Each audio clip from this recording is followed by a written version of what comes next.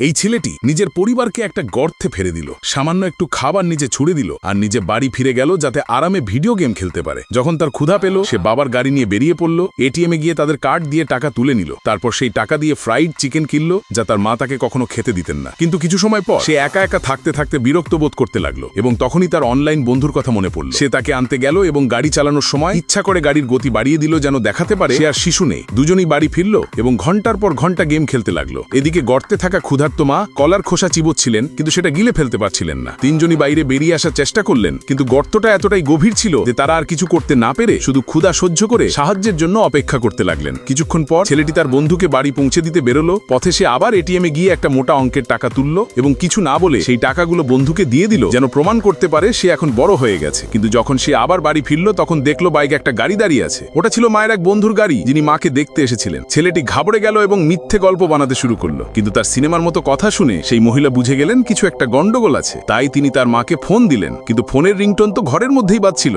এটা শুনেই তিনি সঙ্গে সঙ্গে পুলিশে ফোন করে দিলেন। ছেলেটি যখন পুলিশকে আসতে দেখলো, তখন ভয়ে লুকিয়ে পড়ল, কিন্তু পুলিশের কাছে কোনো প্রমাণ ছিল না, তাই তারা ভিতরে ঢুকতে পারল না। নিজেকে শান্ত করতে সে টেনিস খেলতে গেল, কিন্তু কোচ তাকে পাশে বসিয়ে দিলেন, কারণ তার মা ট্রেনিং ফি দেন। এখন সে বুঝতে পারল গাড়ি চালানো আর টাকা ওড়ানো মানেই দায়িত্ব নেওয়া নয়। সে বাড়ি ফিরে এলো এবং প্রথমবার সত্যি বড় হতে চেষ্টা করলো। এদিকে গর্তে আটকে থাকা পরিবারের সদস্যরা গল্প শুনে ক্ষুধার যন্ত্রণা ভুলে থাকার চেষ্টা করছিলেন। ঠিক তখনই মেয়েটি কারোর পায়ের শব্দ শুনতে পেল। ছেলেটি ফিরে এসেছিল, কিন্তু সে শুধু এক বালতি খাবার নিচে নামিয়ে দিল। বাবা ভাবলেন তারা দড়ি বেয়ে উঠে আসতে পারবেন, কিন্তু ছেলেটি আগেই দড়িটা কেটে দিয়েছিল। এখন সে গর্তের ধারে বসে পরিবারের দিকে তাকিয়ে খাবার খেতে লাগলো। এরপর সে বাড়ি ফিরল, কিন্তু কোনো আনন্দ অনুভব করলো না। একাকিত্ব তাকে ভিতর থেকে কুড়ে কুড়ে খাচ্ছিল। মন খারাপ হয়ে সে আবার গর্তের কাছে ফিরে গেল। সে দেখল ঠান্ডায় কাঁপতে কাঁপতে মা, বাবা আর বোন একে অপরকে জড়িয়ে ধরে ঘুমাচ্ছেন। তার চোখে জল এসে গেল। বোন তাকে দেখে কিছু খারাপ বলল না, শুধু হেসে বলল, খাবার দেওয়ার জন্য ধন্যবাদ ভাই, এবং কোনো এক কারণবশত দুঃখ প্রকাশ করলো। ছেলেটি কিছু না বলে চলে গেল, কিন্তু কিছুক্ষণ পর গর্তের পাশে একটা সিঁড়ি দেখা গেল। এখন বলো, ছেলেটি কেন তার পরিবারের সঙ্গে এমনটা করলো?